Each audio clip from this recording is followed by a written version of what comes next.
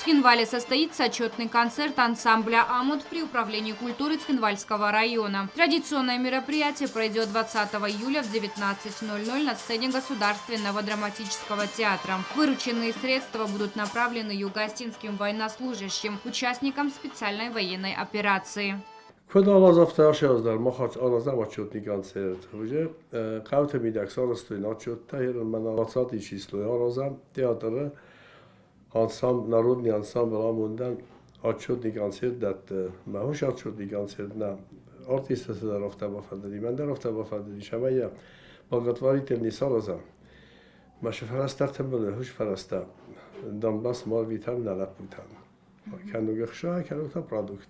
Предстоящий концерт – это итог проделанной работы, и артисты к нему тщательно готовятся. По словам Ростислава Гаглоева, зрителей порадуют яркими и красочными номерами, будут также представлены и новые постановки.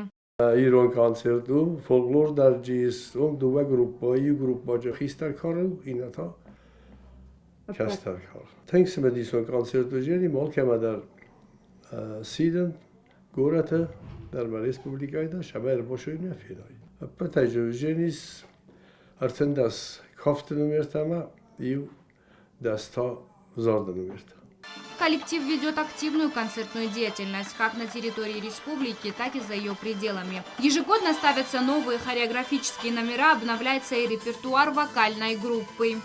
Агунда Гобозова, Рауль Кочиев. Информационный выпуск сегодня.